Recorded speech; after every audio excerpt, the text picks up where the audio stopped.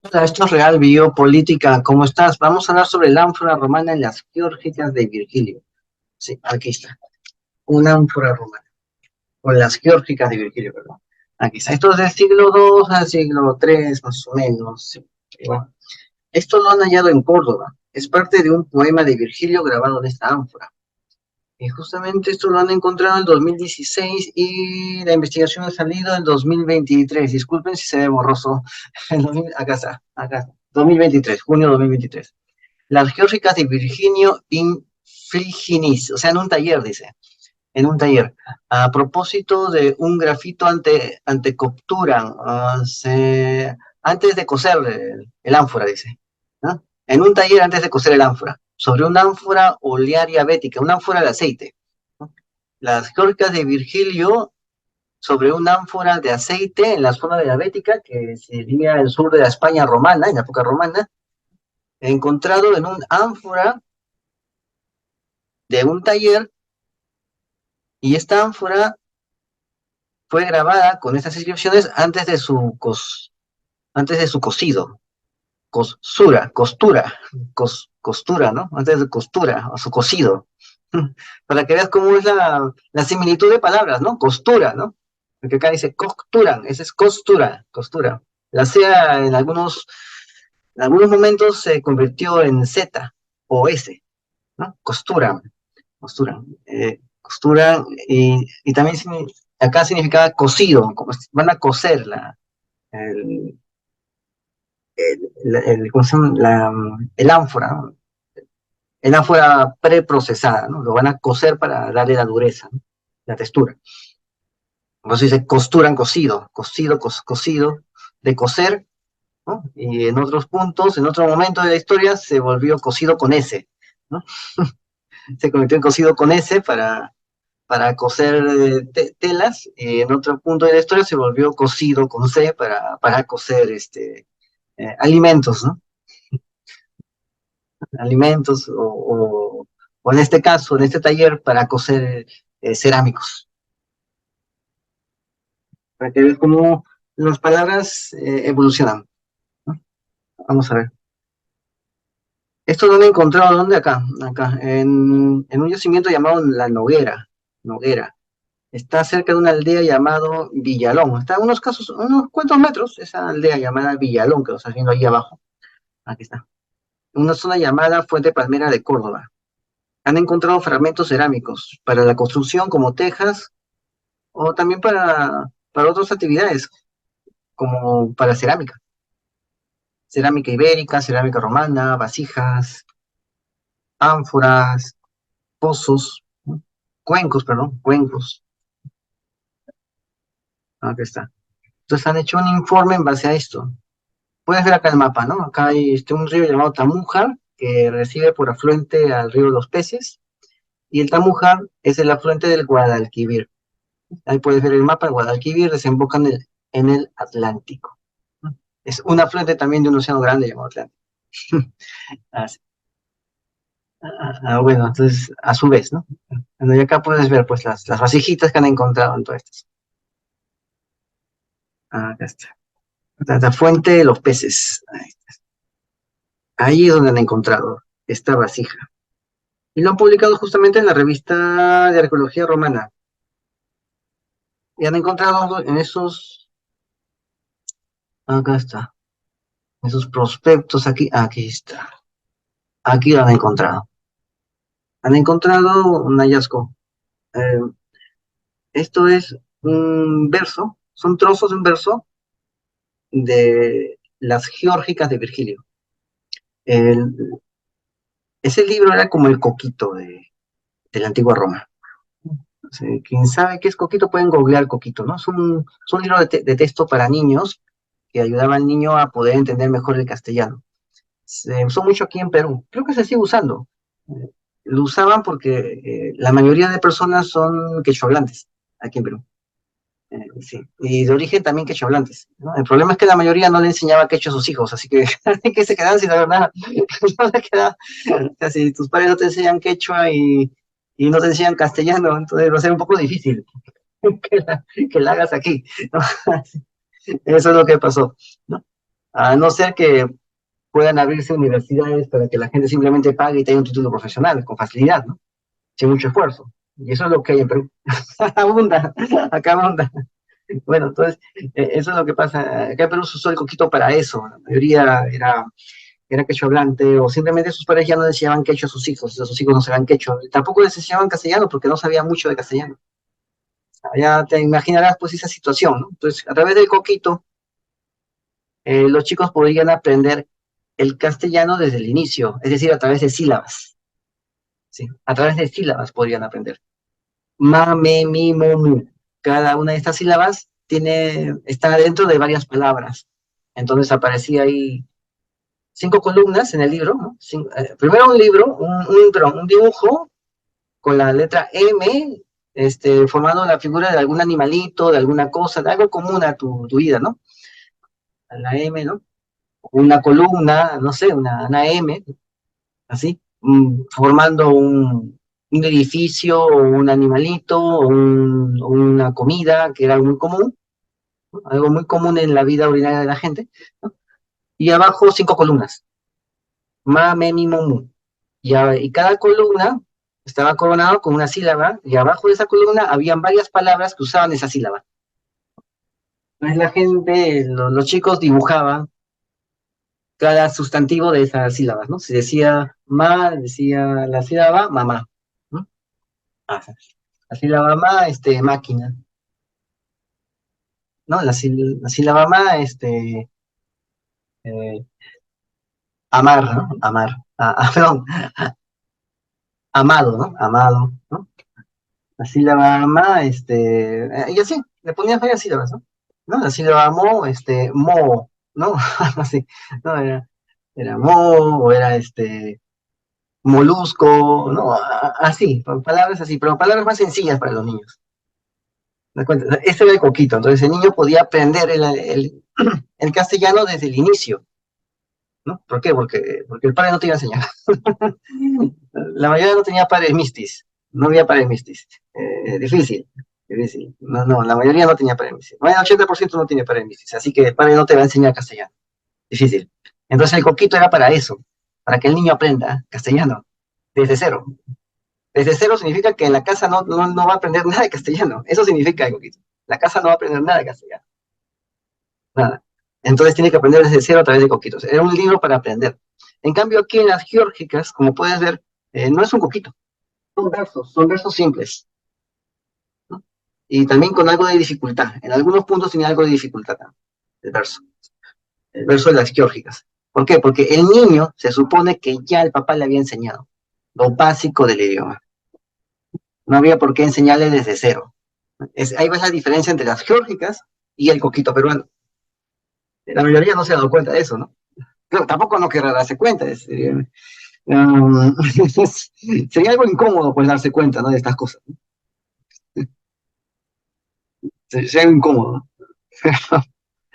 Pero pero es lo que existe, lo que hay, es lo que hay. Bueno, entonces, para que la gente pueda entender, ¿no? Como a un niño se le daba las geórgicas para que pueda leer, ¿no? Se supone que debe leer un poquito, ¿no? Bueno, no necesitaban, ya tenían una familia que les enseñe el coquito de latín. Así que cuando iban aquí a, a estudiar las geórgicas, a estudiar los demás textos romanos, ya estaban con alguna base desde la casa, ya tenían una base desde la casa. Aquí en Perú es un poco distinto, no tienen nada de base desde la casa, como ya te expliqué, ¿no? No sé cómo será ahora en esta generación actual, no sé, creo que es peor, creo que es peor. Y eso que ya todos saben castellano, o al menos lo dominan, ¿no? Bueno, ni tanto, ni tanto. El nivel universitario por lo general es de castellano es un 30%. 30%. Estaba yo revisando de algunos amigos, algunas personas, los exámenes nivel universitario y te diré que solamente un 10% maneja bien el castellano. Los demás tienen un 30% de conocimiento de castellano. Sí. Y de otro idioma tienen un 0%. 0%. Sí. Muchos de los que conozco han ido a estudiar a centros de idiomas y les es difícil redactar cartas en el idioma en el cual han estudiado, en el idioma que han estudiado en ese centro extranjero. Es un poco difícil, redactar cartas así simples, ¿no? Un poco difícil. Ah, ya, para que te des una idea, ¿no? Uy, pero que estoy hablando, ¿no? Bueno, pues vamos a seguir con esto, ¿no? Para que podamos entender, lo digo para que podamos entender, pues, cómo es que un niño leía las geórgicas de Virgilio, ¿no? ¿Qué nivel tenía, no? Un nivel muy alto, claro. Ni siquiera podemos llamar esto un nivel alto, era un nivel medio. Bueno, imagínate lo demás, ¿no? Era un nivel medio lo que tenía el niño, de este tiempo, ¿no? El niño romano de este tiempo. Bueno, entonces se enseñaban estos textos para que los niños aprendan a leer. Ahora bien, esto es algo excepcional porque lo han encontrado en un ánfora. La riqueza epigráfica de estas ánforas de óleo es muy conocida desde antiguo, sobre todo en la Bética, ya que se sabe que los alfareros romanos grababan en ellas sus sellos o escribían rótulos. El rótulo se llama tituli picti, ¿no? O sea, inscripción del título, ¿no? Inscripción de una designación. Escribes una designación aquí. ¿Qué puede ser eso? Tu nombre, nombre de personas. Los vasos antiguos tenían nombres de personas ahí inscritos, según como salga, ¿no? Porque era también para el comercio, ¿no? En Gap, la tierra de Goliat, han encontrado vasos así grandes, claro está, tienen que ser grandes para que lo pueda tomar Goliat y sus amigos, eh, mm, que dicen la palabra Goliat, porque era un nombre común de ese tiempo. Entonces, como era lo que más salía, había más vasos que decían Goliat. Otros pues eran Atreus, ¿no? Así, inventándome, ¿no? Dirán Atreus, ¿no? Porque era el segundo nombre más común, ¿no? Otros dirán Dionisios, que era un nombre poco común, pero que había gente que compraba eso. Entonces, así era como salían las mercancías, según como se vendan, ¿no? Bueno, pero nunca había poemas en estas ánforas, solamente había otro tipo de rótulos, como acabo de explicar, nombres, personas, fechas, lugares. Por eso es lo excepcional de este hallazgo, ¿no? Que lo podemos ver acá. Acá está. Este hallazgo acá lo puedes ver, este fragmento tiene 1.2 centímetros de grosor, 8 centímetros de largo y 6 centímetros de ancho, como lo estás viendo acá. Ahí está la regla abajo, ahí está, esa es la regla. Ahí. Y ahí puedes ver el grosor de esa ánfora, ¿no? Es una buena arcilla, ¿no? Claro, para que pueda aguantar el viaje. Ahí está. Ahora bien, el hecho de que todos los sellos grabados en las ánforas recuperados provengan de talleres cerámicos que se llamaban las fliginae, talleres cerámicos, fliginae, ¿no? Y estas fliginae, estos talleres eran de propiedad de una familia, de la familia senatorial Fabi Clarissimi Viri, o sea, los famosos Fabios, ¿no? Apunta que el grafito del poema se realizó en una de sus propiedades, de estos famosos Fabios. Ahora bien, los romanos eran una cultura bucólica, agrícola, por eso las geórgicas, ¿no? Georgón. Georgón significa geo, tierra, orgón, energía, trabajo. Es el trabajo, los trabajos de la tierra, le dicen. Aunque no es exactamente el trabajo como lo conocemos. Creo que Virgilio se refirió a otro tipo de trabajo. Otro tipo de trabajo. Pero bueno, así se llamaba. Entonces, la gente tenía nombres de plantas, de animales, de cosas del campo. Por ejemplo, los famosos Fabios, ¿no? Fabios, ¿qué significa? Viene de Fabo o Faba, que significa aba, faba, java, aba. ¿Ves? ¿Cómo evoluciona la fonética, ¿no? ¿Cómo evoluciona, no? Faba, faba, java, aba. ¿Ves? Aba, aba. Ya se vuelve muda la H. Aba, pero con H todavía. Es una H muda, ¿no? ¿Para qué pones una H muda? ¿Qué sentido tiene la H muda si no se pronuncia? ¿Ves? No tendría sentido, ¿no? Es que es un resquicio de mucho tiempo atrás, de cuando en vez de Aba decían Faba. Y de ahí viene la palabra Fabio, el clan de los Abas, el señor Aba, ¿no? El patriarca de los Fabios era el señor Aba, ¿no? Cicerón significa el garbanzo grande, garbanzón significa Cicerón. Lentulus significa el lentejita. Era un nombre de una familia antigua, de Roma. Lentulus significa lentejita. Cicerón, garbanzón. Porcio, ya sabemos, ¿no? Puerco, ¿no? Asino, asno. ¿No? También era un nombre, también. A la que ellas tenían esos nombres tenían. Quizás tenga que ver con tótems, tótems agrícolas, tótems agrarios, agrícolas, a los cuales estas tribus, esas familias decían descender. Es muy probable, es muy probable. Y al final, cuando se abandonó la vida de tribu, la vida clánica, la vida del tótem, aparecieron los penastes. Ahí dejaron esas cosas, pero mantuvieron sus penates, sus ídolos, ¿no? sus ídolos, sus ídolos familiares. Pero dejaron ese tótem, esa visión totémica tribal, pero siguieron con sus penates, sus ídolos familiares, sus figurillas, ¿no? Quizás, ¿no? Pero antes vivían así, eran tribus que decían descender del espíritu de las habas, del espíritu del garbanzo, del espíritu de la lenteja, ¿no? Quizás así sucedió antes, ¿no? Ahora bien, la autoría y la verdadera intención de lo que escribió son difíciles de determinar, pero todos los indicios dirigen hacia alguien que no deseaba que se viese, ya que lo escribió aquí, en la parte inferior del ánfora, ¿no? De esa barriguita del ánfora, ¿puedes ver la barriguita del ánfora? ¿Ya? Alguien lo escribió justamente ahí, abajo de la barriguita del ánfora, y ahí es un poco difícil de leerlo, a no ser que lo haya escrito un niño. Eh, Sucede que hay han constatado los arqueólogos, presencia de niños en estos talleres de fabricación, de estos grandes recipientes.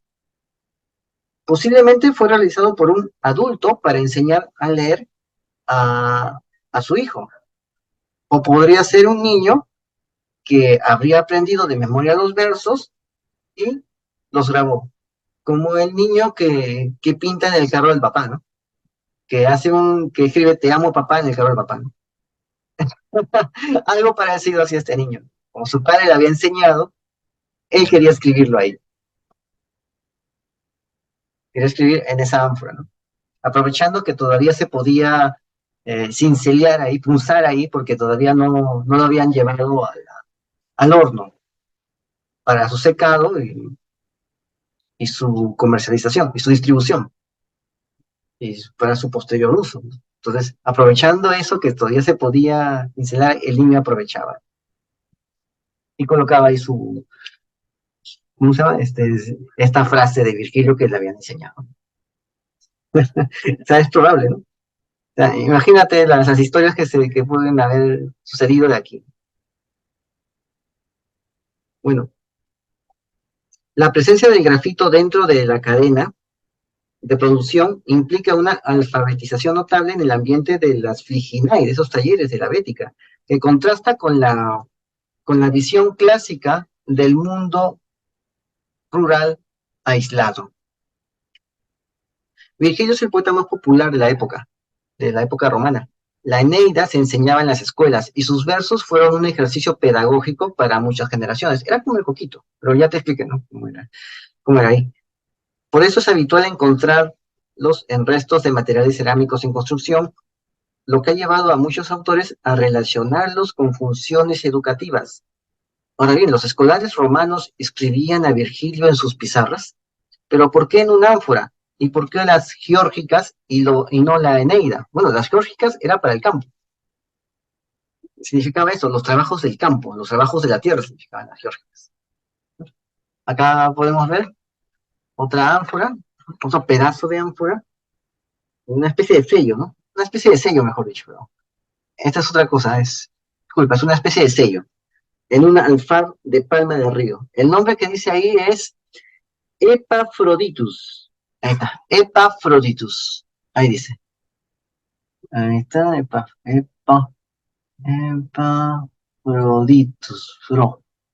Vamos a ver acá. Sí, sí, ahí está. Epaphroditus, es como una L tiene ahí. Y tiene como el símbolo pi. Pro, pro, ¿no? Proditus, ¿no? Ahí podemos ver eso, ¿no? Epafroditus. Sí. La pi, ahí está la pi, el símbolo pi y la R. Proditus, epafro. En vez de fro, es froditus. PH, vea, PHR, froditus. Bueno, ahí está. Y aquí está la descripción. Aquí está la descripción. Ahora bien, el primer libro de Geórgicas está dedicado a la agricultura. Se trata de una zona rural, este lugar. Por lo tanto, es notable que los niños hayan leído pues, a Geórgicas, que sus papás les hayan enseñado, o el ancianos del pueblo les hayan enseñado, y ellos, pues, jugando en el taller de cerámica, hayan hecho esta inscripción. Claro, lo pusieron abajo, ¿no? Abajo, en la barriguita, ¿no? Abajo de la barriguita de la ánfora, para que nadie los pille. Que sabían que sabían que se podía molestar, ¿no? Y se ponían a escribir ahí. Si los pillaban escribiendo ahí. Acá está. Aboniam, Pingi, Glanden, Mutavit, Aresta, Populaque, Inventis, Aquelonia, ¿no? Muscuit, Uva, ¿no? Uva descubierta, ¿no? Miscu, Miscuit, Uva descubierta. Inventis, Aquelonia, mezcló el agua, mezcló el agua, es genitivo, ¿verdad? Mezcló el agua. Aresta Populaque, rotativo, no me acuerdo. Aresta Populaque, ¿no? Aresta Populaque, ahí está. Espiga fértil, ¿no? Espiga fértil, ¿no? Ahí está. Glande mutawid, ¿no? Es cambió la bellota. Glande mutawid, cambió la bellota. Cambió la bellota. Aboniam pingi, ¿no? La bellota, la bellota aonia. Aboniam pingi, la bellota aonia. Ahí está. Eso es lo que quiere decir. Cambió la bellota aonia por la espiga fértil y mezcló el agua con la uva descubierta. Eso es lo que quiere decir. Ahora bien, sucede que en los talleres de Texas de la Galia eh, han visto que los niños sí colaboraban con ciertas tareas, ¿no? O al menos jugaban ahí en el pampón, ¿no? Ahí en la explanada del taller, porque esos talleres necesitaban un lugar bastante amplio, porque había mucha energía, mucho fuego, mucho humo. Estaban en lugares abiertos. Y es lógico, pues que en lugares abiertos se pongan a jugar los niños. Entonces ellos estaban ahí, sí, sí había niños ahí.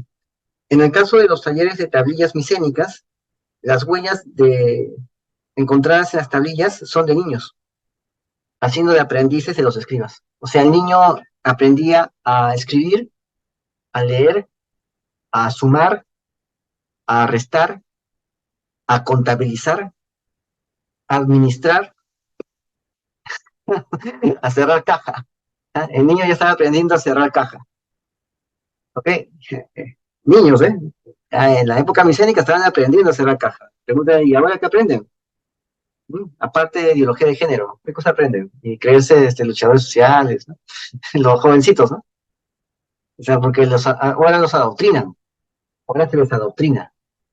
Antes se les enseñaba estas cosas que les servían para la vida. Ahora se les adoctrina. ¿Mm? ¿Cuántos salen del colegio sabiendo redactar demandas de acción popular para defenderse frente a los reglamentos abusivos del gobierno? A ver, ¿cuántos?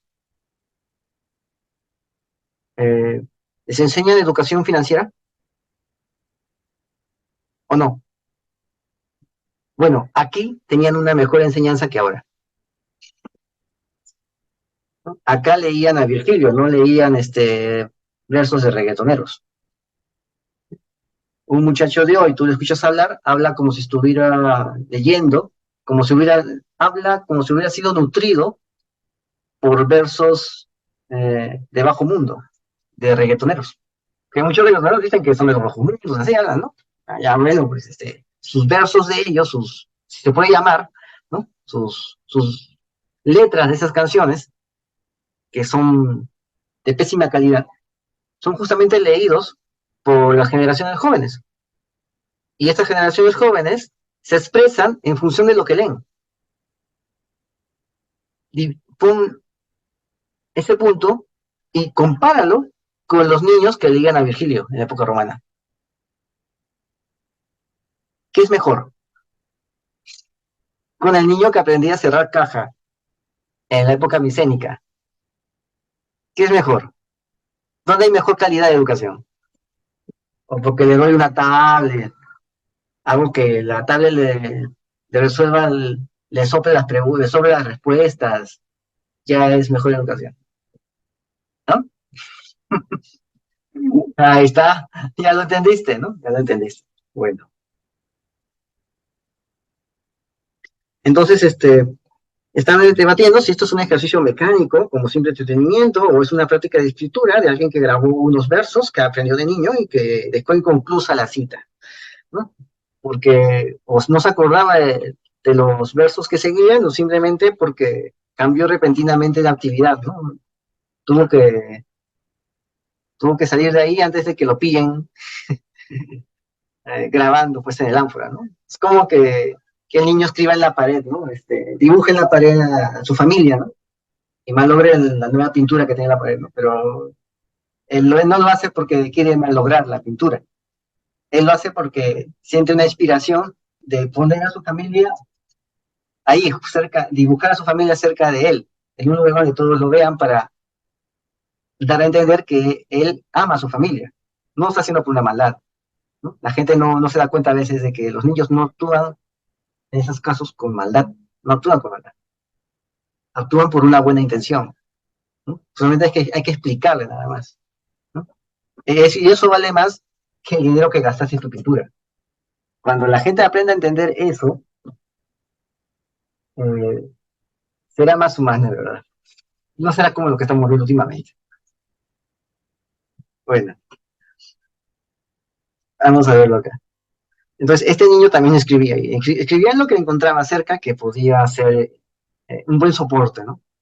Un buen soporte de texto. Aquí escribía. Entonces, eso es lo que dice acá.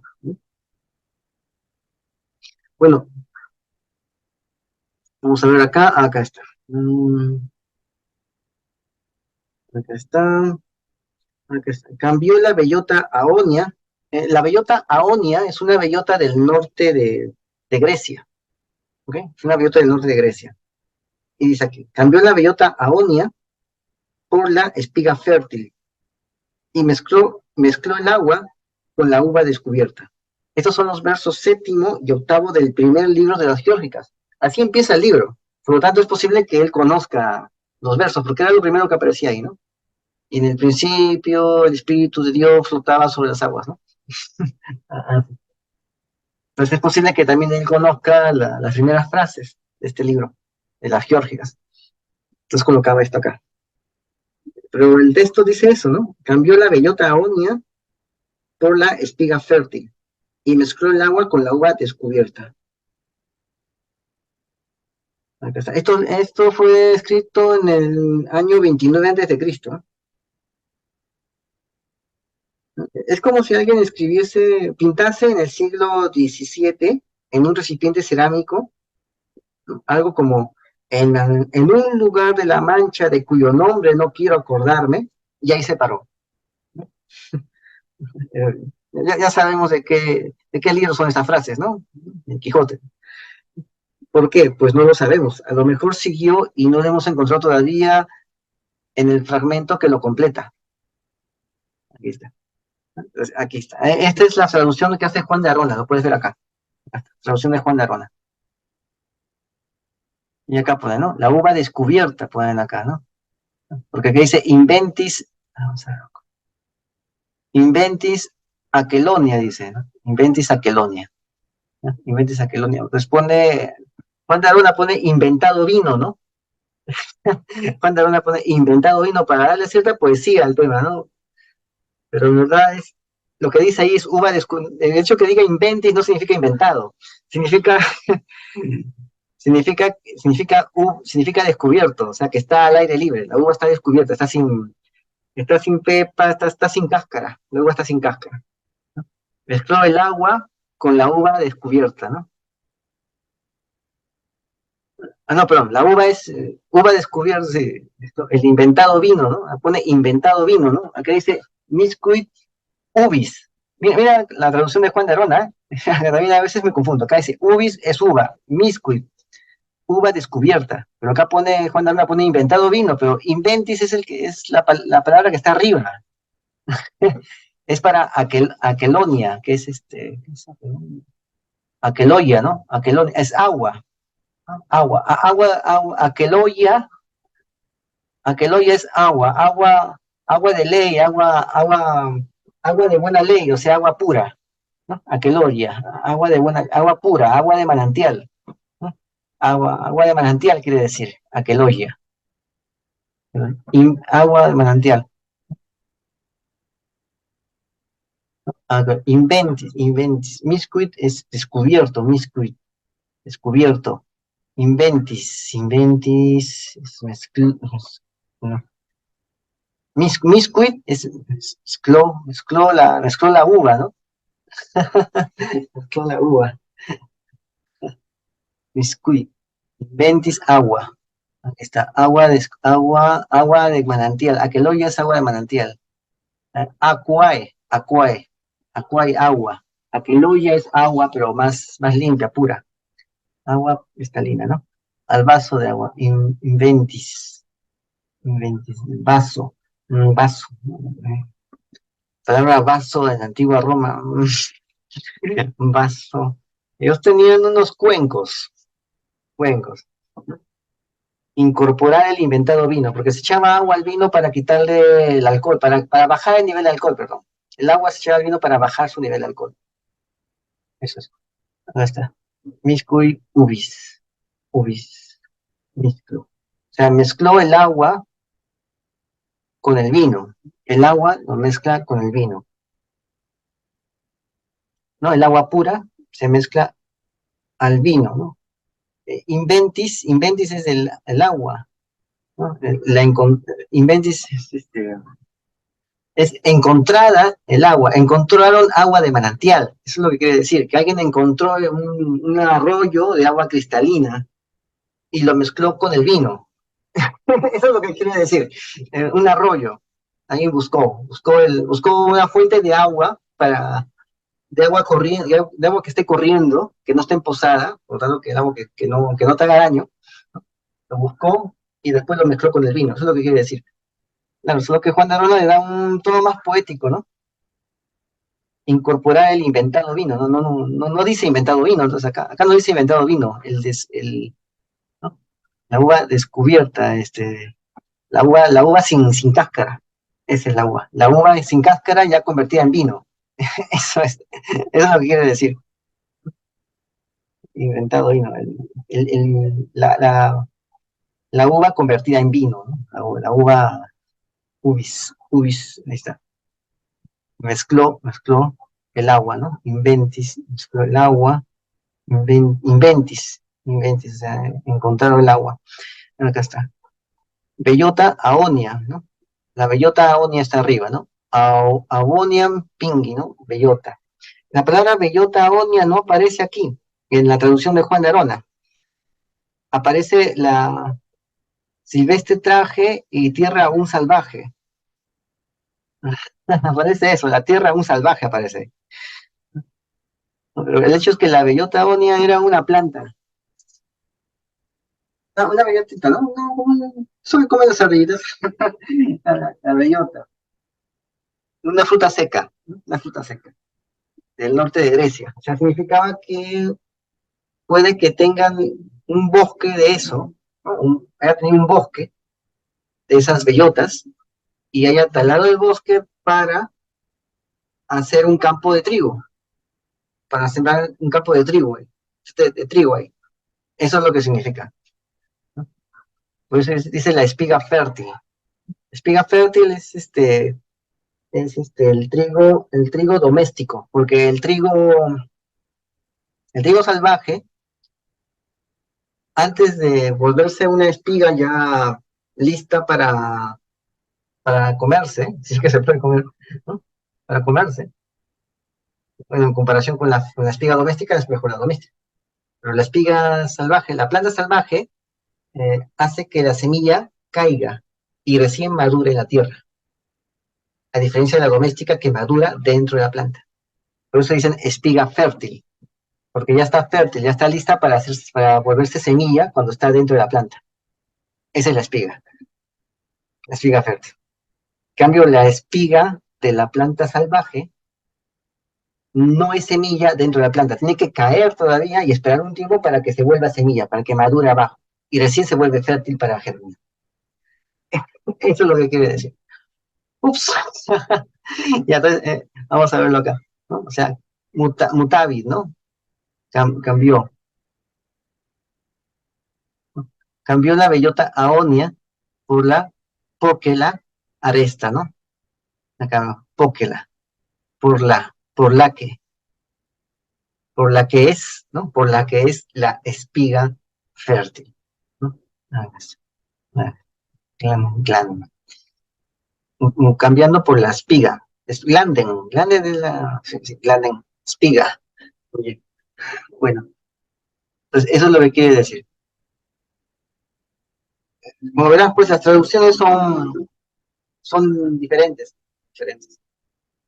justamente porque esta es una parte del verso de las geórgicas, ¿no? Y las geórgicas tienen que ver con eso, es la energía de la tierra, o es la geo de tierra y orgón. No sé si habrás escuchado hablar del orgón, ¿no? De Reich, de este científico, ¿no? Que decía que tenía una máquina de producir orgón que podría estabilizar las energías del cuerpo y sanar a las personas, ¿no? Eso se llama el orgón. Y aquí geórgica significa eso, geo, tierra, orgón, trabajo, o energía, las energías de la tierra. ¿Quiénes son esas energías? El fugitivo vuelo, que es el sol, la luna, son las energías que están también ahí. Baco, Ceres son estas entidades que son las energías, los elementales. Él está hablando de esas energías, de esos seres mitológicos, que se puede llamar ahora, ¿no? Para él eran seres reales, que eran energías que ayudaban a mantener la tierra viva. Orgón, gérmenes, un germen, gérmenes, de germinar, o sea que la tierra estaba viva, la tierra tenía todavía bacterias, tenía microorganismos que le dan vida y que le dan nutrientes a la tierra. Entonces, esa es la energía de la tierra, el trabajo de la tierra. Eso significa. Se refería a eso, no se refería exactamente, también se refería al trabajo, la fuerza muscular del abrigo, también se refería a eso, pero también se refería al trabajo de la energía que había en la tierra para que pueda esta germinar, para que pueda esta dar fruto.